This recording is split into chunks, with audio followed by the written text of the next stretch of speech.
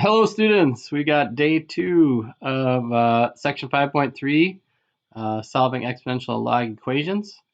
So today I'm going to show you a little trick for solving exponentials using similar bases. We're going to talk about some inequalities and some real world applications.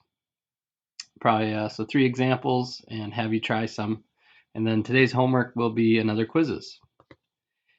So here's a problem that we could solve using what we did yesterday, which would be to take the log of both sides. We've got 4 to the x minus 6 equals 1/2 to the x power. This 1/2 should be in parentheses. There we go, that's better. So the 1/2, the whole thing is being raised to the x power. So if we use the math we had from yesterday, one way to solve this would be to take the log of both sides.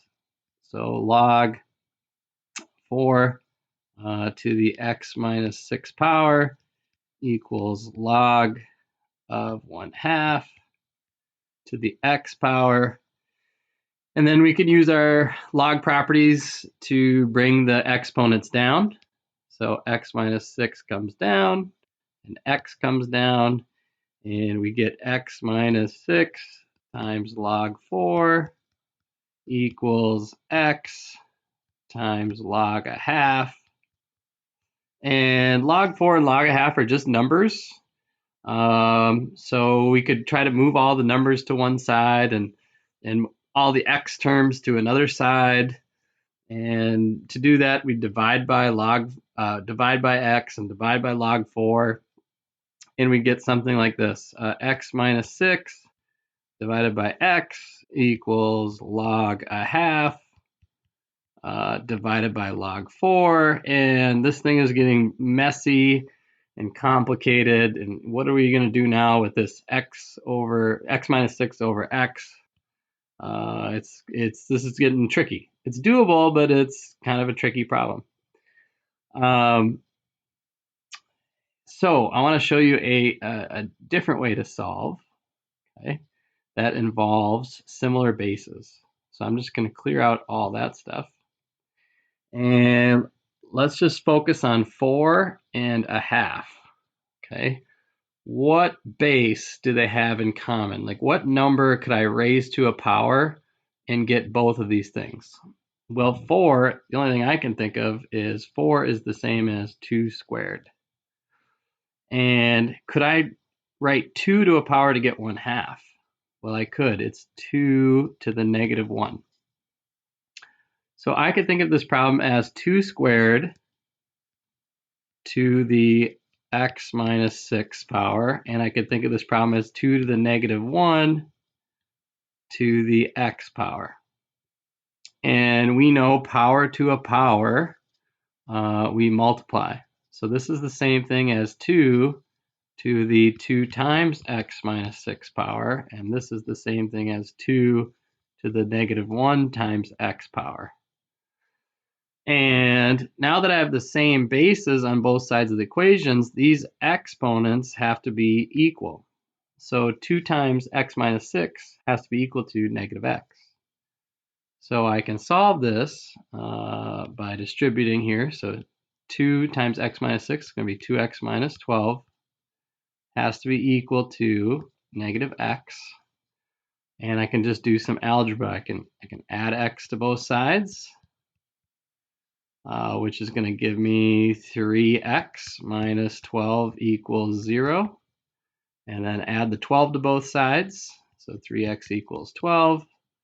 And divide by 3. So x equals 4. So I was able to get that answer fairly simply by making both sides of the equation the same base, which was 2. So a pretty complicated problem was much easier using that trick. Why don't you try the next problem on your own?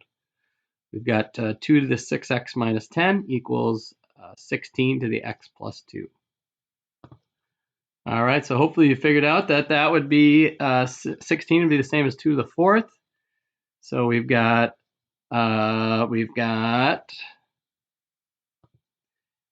these exponents equal to each other. And when we move the x's to the same side, we've got 2x equals 18. So divide both sides by 2, and we got x equals 9. So hopefully you got x equals 9 as the answer. All right. Let's take a look at some real world kind of equations that you might have to solve. Here's a half-life problem. It says the half-life is the amount of time for something to fall to half its value. Suppose a radioactive substance decays at a rate of 8% per hour. How long is the half-life? So we're going to use our exponential growth decay equation. A equals P times the quantity 1 plus R to the T. And we're going to plug in what we know. Okay, we know it's a decay function, so our rate is negative. So we know A is equal to whatever the initial amount we have is times 1 minus 0.08 to the T power. And we want to figure out the half-life, like how long it takes to whatever we have to get half of its original amount. Well, this might seem unsolvable because you might be saying we don't have a P. We don't know what the initial amount is. But the trick is we can just plug in whatever initial amount we want. We could say we start with 100 of whatever it is, 100 pounds, 100 kilograms, 100 whatever. It doesn't matter. We can give it whatever initial amount we want. And actually, we know what A is. We want A to be half of whatever we're starting with. So if we're starting with 100, A is 50. So we really have this equation here. 50 is equal to 100 times 1 minus 0.08 to the T power. So the question now is, all that we have left is T. How do we solve for T? Okay, well, it's up in the exponent, so we know to bring exponents down, we use logs.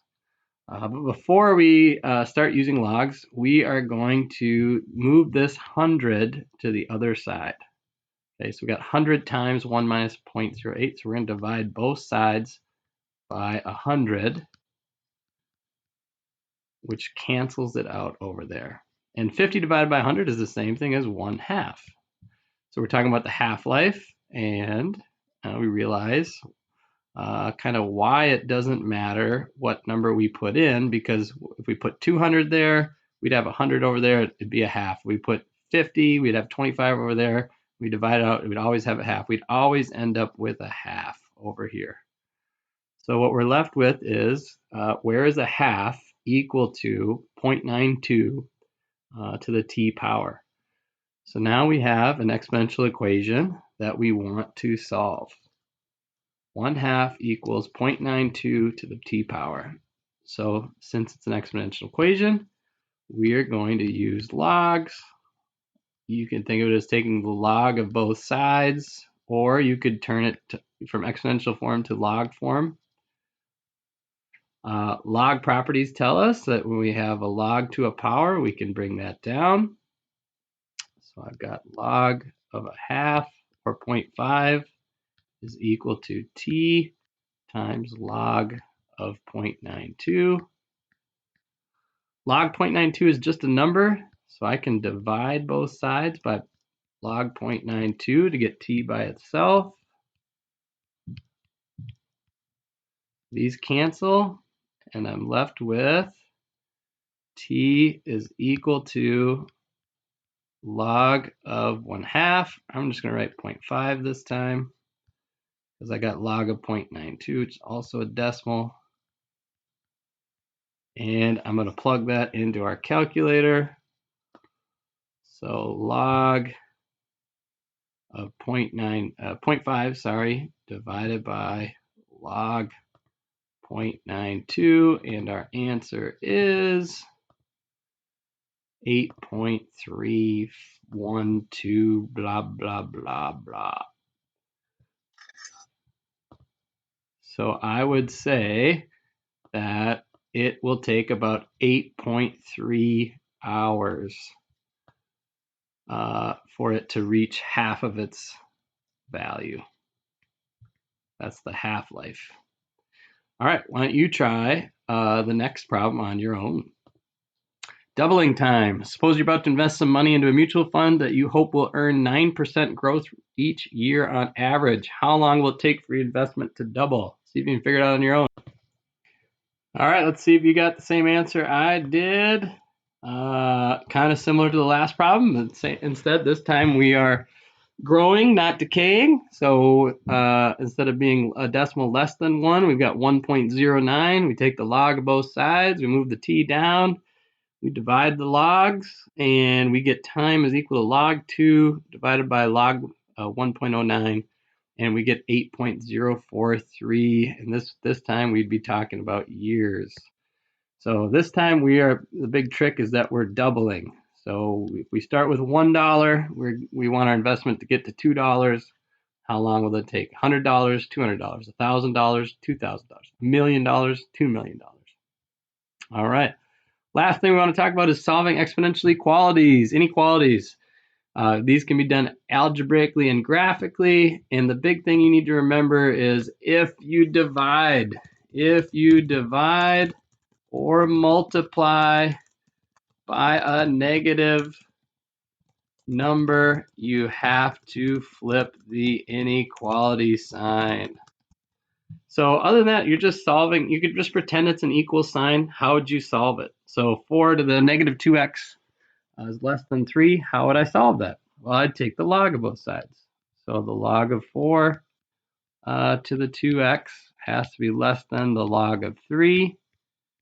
Okay. Negative 2x. So then I can bring the negative 2x down. So negative 2x times log of 4 has to be less than the log of 3.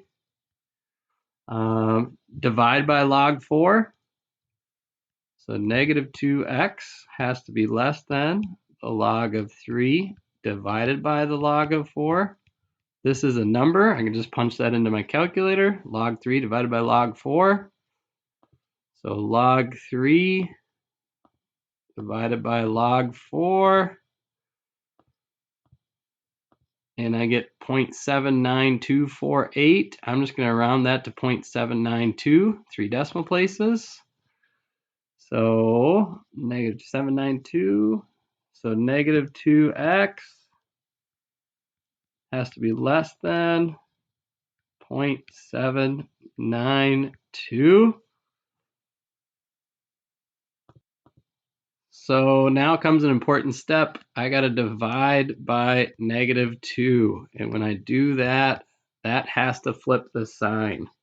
So I'm left with x is greater than 792 divided by negative 2. So 0.792 divided by negative 2, negative 0.396. Negative 0.396. We could also check this with a graphing method by setting the left side and the right side are y1, y2, and then going to the graph and seeing where they intersect. So second trace, intersect, enter, enter, enter.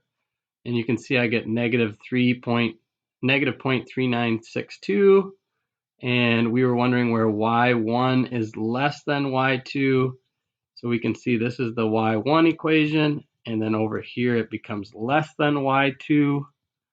So where does y1 become less than y2? Where x is greater than that intersection point. And that intersection point was that negative 0.39262.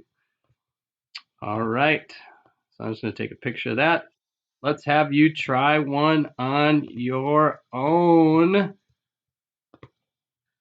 All right, so try this last one on your own. 2 to the x plus 1 is greater than or equal to 4 to the 2x minus 1. See if you can solve it.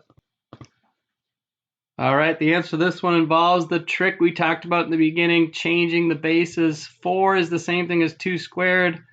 So we got 2 squared to the 2x minus 1 power. Power to a power we multiply. 2 times 2x, 2 times the quantity 2x minus 1 is going to give us 4x minus 2. So if 2 to the x plus 1 is greater than or equal to 2 to the 4x minus 2, these exponents can be our inequality. So x plus 1 has to be greater than or equal to 4x minus 2. We can get rid of those bases. Simplifying that, I'm gonna subtract x from both sides. I'm gonna add 2 to both sides, and we get 3 is greater than 3x. Divide by 3, we get 1 is greater than or equal to x, or x less than or equal to 1. All right, your homework is the quizzes on Google Classroom. Let me know if you have questions.